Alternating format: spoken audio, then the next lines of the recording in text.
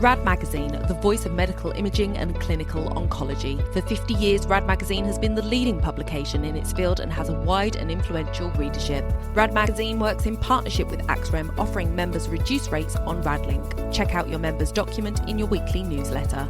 And it is also the proud sponsor of the UKIO AXREM Drinks Reception. Find out more about Rad Magazine in the link in the show notes.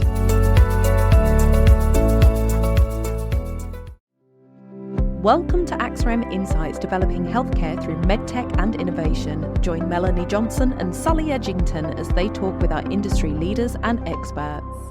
Hello and welcome to AXREM Insights Cybersecurity. I'm Sally Edgington and I'm here with my guest co-hosts Evie, Eccles and Luke Wallin, AXREM Future Leader Representatives.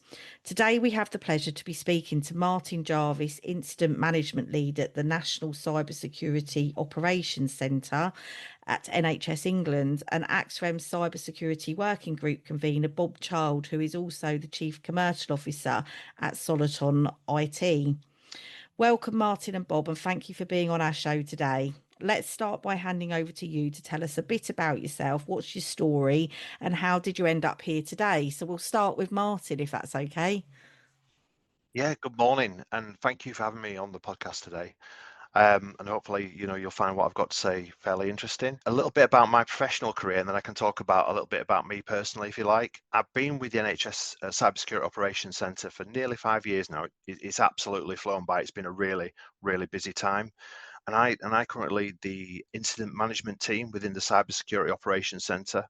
So we manage very small incidents right up to really serious incidents where you've got an attacker in the environment, hands on keyboard. The cybersecurity incidents that we kind of detect come from all across England and across NHS organisations. So we have a lot of coverage, and we see a lot of different things. So it's a really interesting and it's a really dynamic place to work in. One of the key things is, of course, as well is the people that we work with and the people that we work for.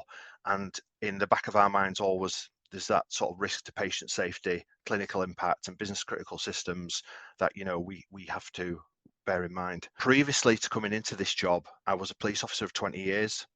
So some of my career involved managing murder investigations and leading investigations into armed robberies, fraud, sextortion, drugs trafficking. One question people like to say is, well, how did you get into cyber?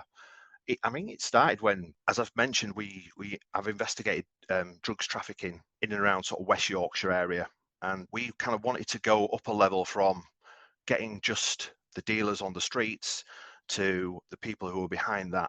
And to do that, we had to use data, phone data, computer data, other types of data that's available, because as you'd imagine, people won't come forward and give statements and evidence. You can get your sort of dry type forensics and stuff, but a lot of it was done in a conspiracy style fashion investigation over the phones.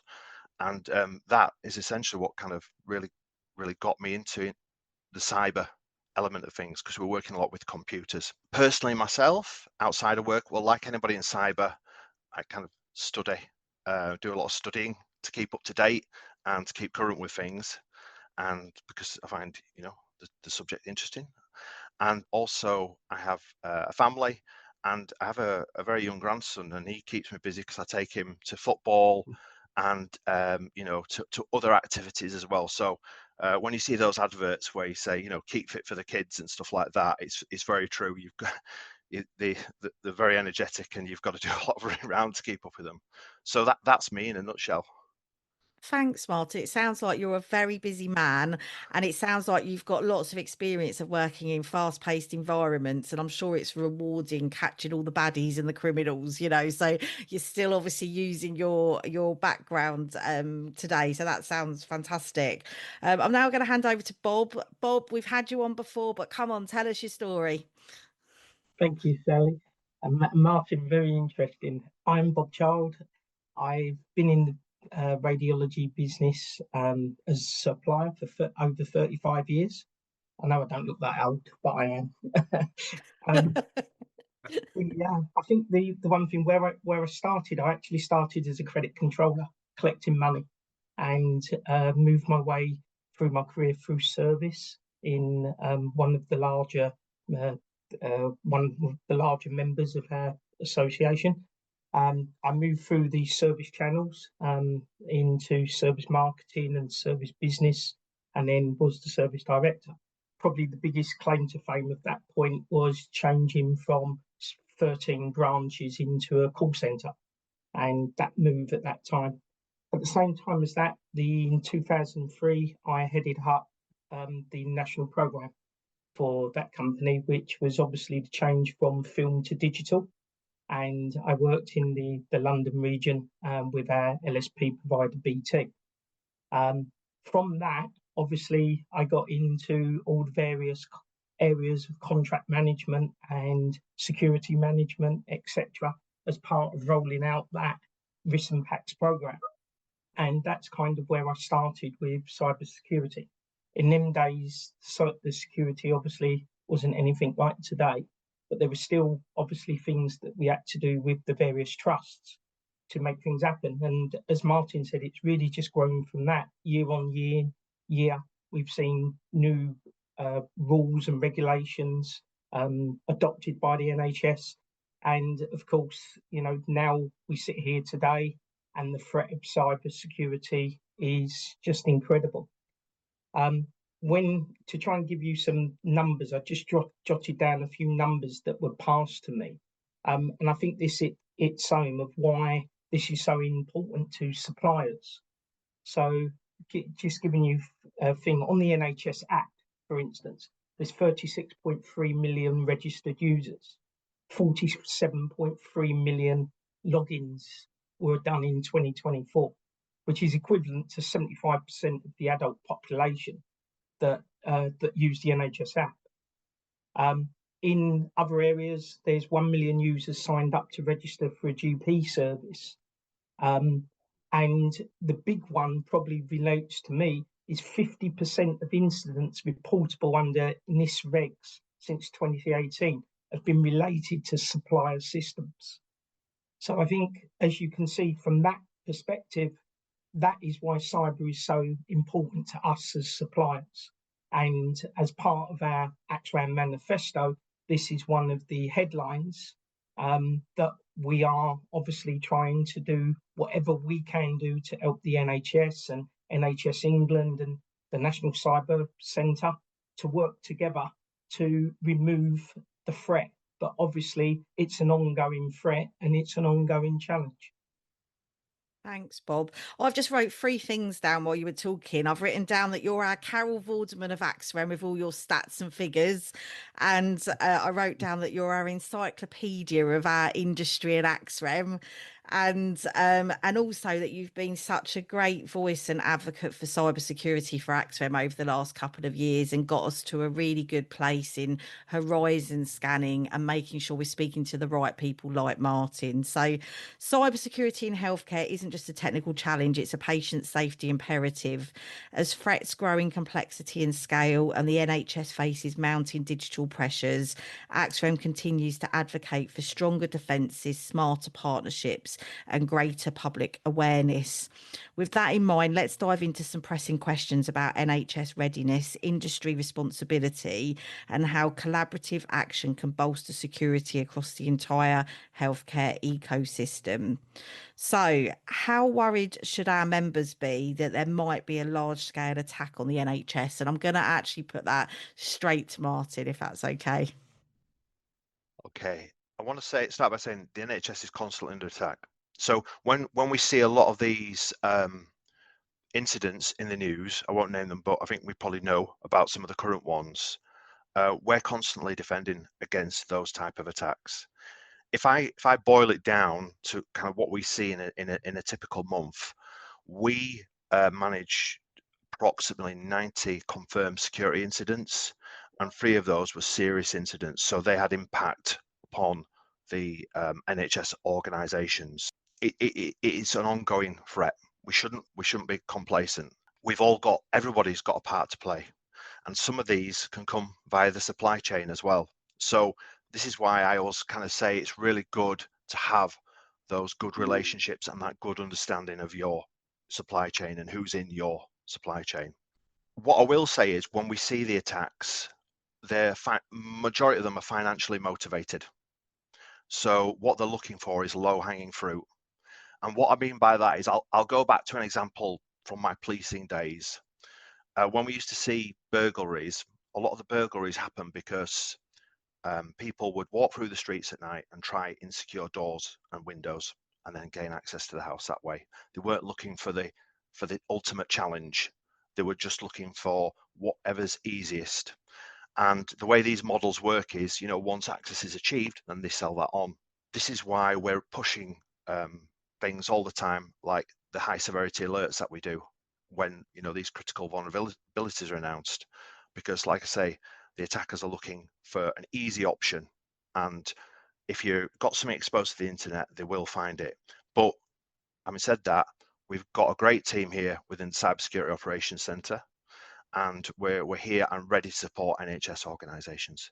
So, Martin, would you say the majority of the attacks are in the form of phishing, or are we being attacked in a different sort of way? Yeah, so phishing is a big one. Vulnerabilities, so on systems, is another way that attackers kind of getting access to systems.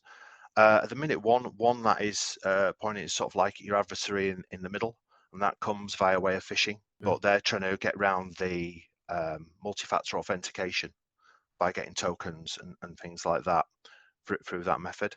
But what we see attacks coming by way of is the most serious ones that really impact NHS organisations are when attackers have obtained credentials for valid accounts. So credentials are really the key and really the pinch point for any attacker.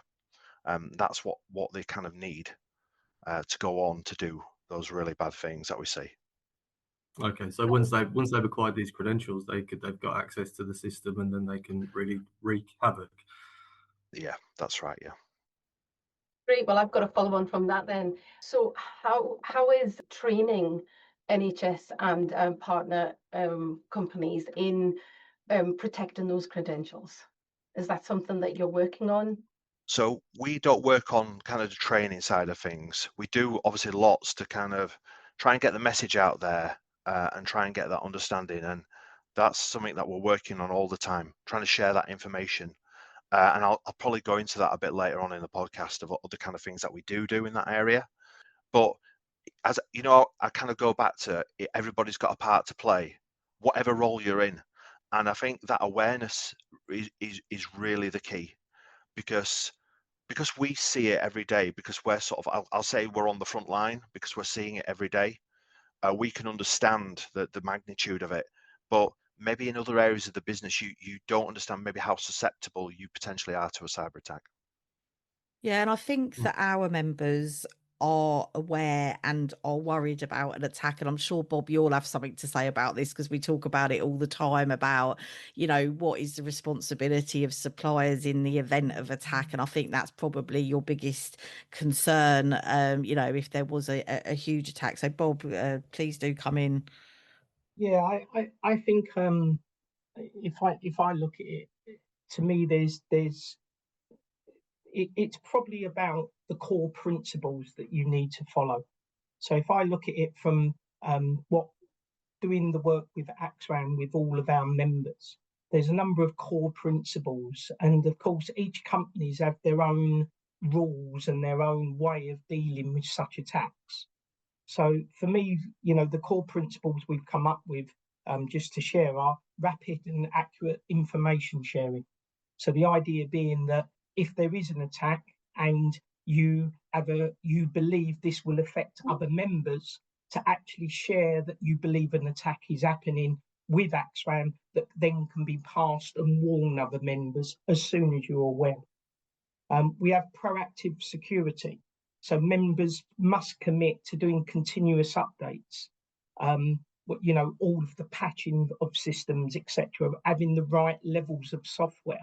We're continually asked to keep software at levels that are well below the current by the NHS, and that needs to change, because as Martin said, that's your low-hanging fruit. That's where your weakness is. That's your way in. So it's very important that everyone does this together. A collaborative response. So if you're, whether you're a large corporate or a small corporate, to come together and as one and share what you know and what's going on, because I think it really helps people in the way that they would manage a response, and also it helps the NHS. We've put together a structured escalation. So again, for the NHS and for Martin's team, there's one point of contact to all companies within AXREM, which means you haven't got to talk to 70, 80 companies. I know we've got over 100 members now, but typically you would hope not everyone would be affected. But again, having one path of escalation that can then be fed down really saves a lot of time. And finally, probably, and more importantly, is the national alignment with the NHS Cybersecurity Charter and NCSC's incident coordination. And as Martin said, public awareness and education, because I think making everybody aware of these risks and talking about it raises the profile and the threat of cybersecurity. So I think, as I say, for me, that captures everything that we as suppliers and we as the NHS and our trusts and our partners in NHSC how we need to work in partnership and together. Absolutely. And I think we've seen that in our cybersecurity group. It's become a real collaborative group across our whole membership. And like you say, we're trying to streamline those communications for members. Right, I'm now going to hand over to Luke for the next question. So similar to what we've been speaking about, it's a question for you, Martin. In the event of an attack, what's the plan? What's the approach from NHS England? Yeah, so I mean, I can talk about a couple of aspects here. So we, as a cybersecurity team, are always ready to kind of support NHS organisations in the event of an attack, and we're very used to managing these situations. I think we kind of bring a calm head and a little bit of a sense of direction when we come, because you can imagine for most people this is a really unusual or a situation that you don't normally face. And we absolutely appreciate that. So we offer NHS as much support as possible. And so the first thing we kind of do is we get into contact with the organisation that's impacted, and we will assess the information. And then we can kind of understand the level of resourcing that is going to be required to support that organisation. And then we'll begin to manage coordination. So that would be probably done by somebody like me, getting to understand, who are the key stakeholders and who do we need to have around the table. And when we're pulling people together, we're making sure we're getting the right people at the table as well, so we can be effective as possible. So that's people from different areas of the business. So when we have that initial meeting, we'll kind of set out what we know, and then try to ascertain, what is the impact of upon the systems, to the business, and to patient care. And then we can decide in conjunction with the impacted organisation what the best course of action is here, because there's always those kind of risk-based decisions to make. So, for example, if you're wanting to say, let's isolate these key assets, well, is that an actual option? Because you might be preventing patient care in some way. So we've got to be cognizant of that. So we have our telemetry and information that we gather within the Cybersecurity Operations Centre, but sometimes that might not be enough, because as you imagine, beyond that, there's lots of other information that we can use and gather. And what we'll try and do is we'll try to get that organisation as secure as possible, so stop the attacker from getting in. We're going to then start to kind of pull in assistance. We have a computer incident response team who can do digital forensics, and we're going to get boots on the ground and get to grips with this, and then we can start getting people briefed. We can get clinical support, IG support, com support. So all these different aspects and bringing people together. I think one of the key things as well is, if you imagine when you're hit by a cybersecurity incident, the question must be, well, where do I start with this? And I think we can kind of get those answers for you as quickly as possible. So you're not, because resources are so finite, so we're going to doing things at the right places. We'll try and keep the attacker out, contain the situation, and then we can start to investigate.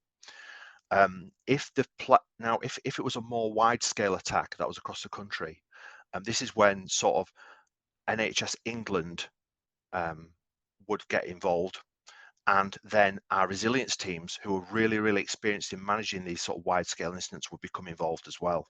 So again, bringing different people in, and then we'll bring in law enforcement, NCSC, and other partner agencies as well to support.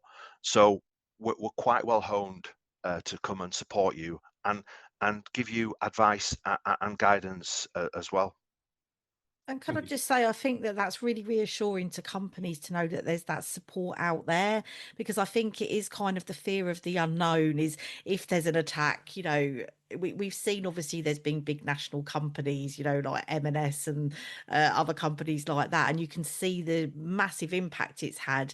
And in our membership, I would say that a lot of our obviously the big companies that do CT and MR, they connect to systems, but I would say the more vulnerable companies are probably a lot of our SMEs that are the kind of imaging IT companies, all the PACS and RIS and things like that. So I think it is very reassuring to know that there is all of that support out there for them. Yeah, absolutely. I'll hand over now to Evie. So Evie's got a question for you as well. Hi, Martin. In the AXREM Strengthening Cybersecurity in UK Healthcare, we call for private sector partnerships and increasing public awareness to address the cybersecurity challenges that healthcare organisations faced. What is NHS England doing to raise more awareness among the public? And I think this is what we were talking about earlier, that awareness piece. What I will say is a lot of the stuff we do to raise awareness is behind closed doors, and what I mean by that is it's direct to healthcare organisations, because the public in general aren't our customer. It's sort of healthcare organisations and NHS England. We have a lot of mechanisms, and I think we're always trying to improve those because we're aware it is about getting the message out. It's about winning hearts and minds, and it's about being able to convey that message to such a diverse range of people, because that's the only way we're going to sort of get on top of this. We've got something called the Cyber Associates Network. So that's a sort of safe space where we have conferences and forums, and we have monthly kind of cyber sessions where we talk about sort of trending incidents and things that we're learning. We have webinars on there and things like that. And I think the members find that sort of really interesting space and really invaluable, and people can share ideas as well in that space. And talk about things and raise things as well. So it's bringing together a lot of people from across NHS England, and also I believe suppliers can have access to this network as well. We issue high severity alerts when we triage a critical vulnerability, which is a sort of high CV score, and is sort of a widespread patching mandate across NHS England. So that's where we kind of give information and guidance that goes out to all our NHS organisations, and we have timescales and give sort of advice and guidance around sort of the patching of that, why it's important. We have a threat intelligence sharing platform, and this delivers lots of sort of valuable products and information to the customer. We're getting current information out through that platform that we want to share with people, and it's information that they can use to secure and improve the security, or just have an understanding of what the current threat landscape looks like, so that it can drive their decision making. I personally and my colleagues kind of deliver talks across the country to different NHS organisations, talking about what we do to get that engagement.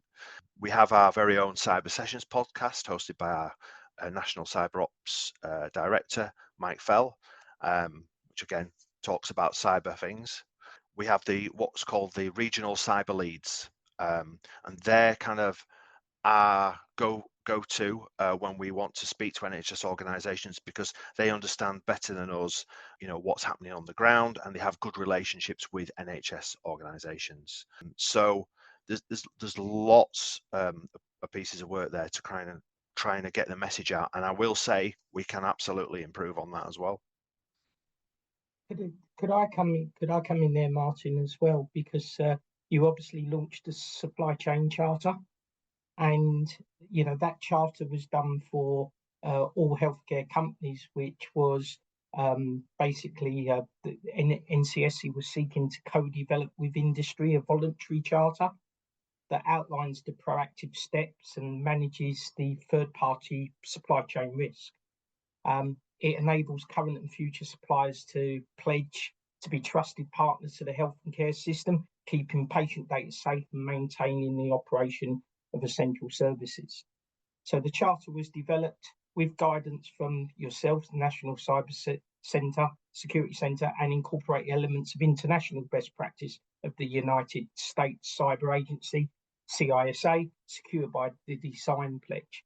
So I think it's really important that members do sign up to this charter. It is voluntary, but the sort of things that it covers are things such as systems are kept in support, have the latest patches applied to address known vulnerabilities, achieve the least standards met as part of the Data Security Protection Toolkit, DSPT, which most of our members have, implement multi-factor authentication, MFA, in line again with the NHS policy, ensure that immutable backups, critical business data, tested plans, incident response, disaster recovery, business continuity are all in place and tested.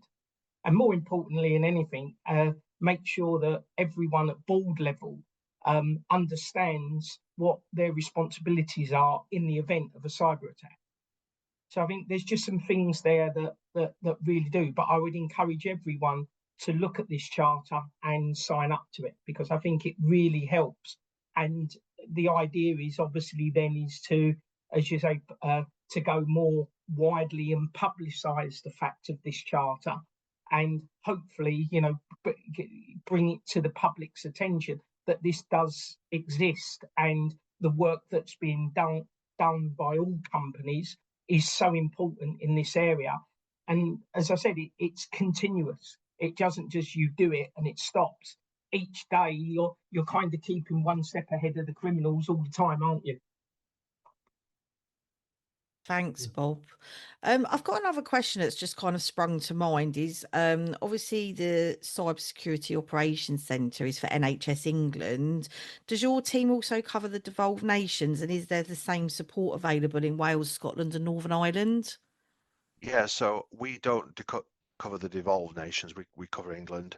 Yeah. I believe that sort of NHS Scotland, NHS Wales have their own cybersecurity operation centres as well. Because we Okay. do send information and intelligence across, and we do support NHS Scotland with some level of monitoring as well. So yes, there is that support for the other nations. Yeah. Okay, brilliant. Thank you. So, Martin, what top tips would you offer to our member companies to ensure they improve their defences against cyber threats? Yeah. Okay. So I'll give you just from the benefit of my experience, and we'll probably cross over into a couple of other little areas as well. So from my incident management experience, so valid accounts are often used in attacks. What that means is that someone's kind of set up account, and it's got a weak password, or they've kind of set it up to do a job. It's often it's overly privileged, so it can do a lot of things that maybe you don't want it to do, and it's been forgotten about. And the attackers get hold of that account, and then they start to use that account against you. So having that understanding of what accounts you have, what are you applying the principle of least privilege to these accounts, and then do you actually even need these accounts? So there's a bit of sort of join and mover levers. This is really important, and what I will say is there isn't a silver bullet. A lot of cybersecurity work, from my perspective, as I see it, it's just hard work. That you've got to kind of get stuck in. So MFA is another one. Multi-factor authentication would prevent a lot of the attacks that we see. and that is either not applied in some cases, but there isn't a policy now across the NHS that says you should have it, or in some cases things just aren't configured correctly. So you think you have MFA, but your configurations are wrong and you don't actually have the level of protection that you want. So, you know, the housekeeping bit again comes in there, and doing that work, that important work. Weak passwords that I've kind of alluded to. Another thing is that the sort of, if you've got access points that are open to the internet, those need to be patched up to date. And you know, because we see attacks coming via the way of these vulnerable access points. So it's understanding, you know, if there's if something is issued to say, look, there's a vulnerability with this software system, then, you know, get that patched as soon as you can, because obviously, you know, we've seen the devastating effects of people leveraging those vulnerabilities against those access points. Regulating the use of commercial VPNs. I think seeing sort of VPN access can sometimes be a red flag. You know, or people using VPNs, sorry, should I say, can sometimes be a red flag.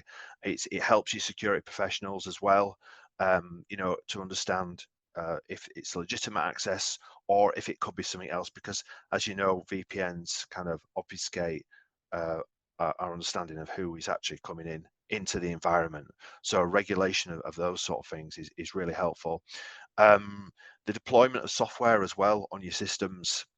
I know people often want to put software on systems outside of what is usually permissible because they're trying to get a job done, or they need to achieve something within the workplace that I don't have the ability to do this. So remote access software is one, but once that's on the system, there's a couple of things. It makes it easier for the attacker to move data off your system. So if the attacker gets on and that software's on there, you know, that makes it a lot easier for them. But also, there's a particular type of remote access software that we see is like flavor of the month for attackers as well. This can be another red flag for security professionals. So yeah, software management, and in particular remote access software, really having an understanding of what's being used, you know, in your environment. Going beyond those sort of things, and I think Bob alluded to it, incident management planning. So just kind of the readiness and knowing what to do can be really helpful, because time is a critical factor. It's not on your side. You're working against a sophisticated adversary who has probably spent a lot of time planning, preparing, and they're in your environment and they probably kind of know what their objective is, and they're working quickly towards achieving that objective. So the more you plan and the more you prepare, the more effective you can be. And as well, it's about people. There's a lot of stress on people during these incidents. And if you're planning, it removes a lot of that stress. So people can be a lot more effective as well. So one other thing we see an issue with is around log retention. So this is more to do with the investigation following an incident from our perspective. So often, you know, people will think, oh, well, we'll go to our logs on the firewall. And what you find is, well, there's only 30 minutes of logs, and that can hamper an investigation and hamper your understanding. So it's kind of, are those logs that you're gathering verbose enough? Do they have the information, you know, that you require in the event of an incident?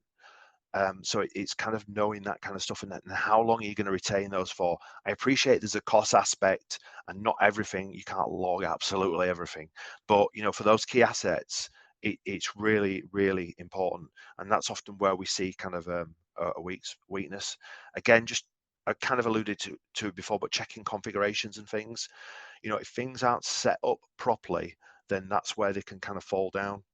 And you think you've got something in place, and you haven't, because the configuration is wrong. Talking about suppliers, and what we find is a lot of the time people who work with suppliers don't understand sort of the SLAs, the service level agreements, and they're not always familiar with working with their suppliers and what they can get out of them in this type of situation.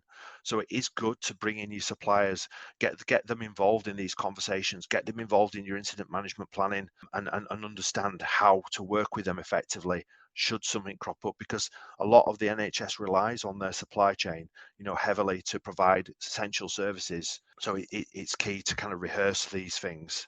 And the final one is, it's sort of a plea from the Cybersecurity Operations Centre. If you're working with us, keep your contacts up to date, because we need to be able to reach out to the right people at the right times, and if we can't get hold of you, then it's going to delay the response.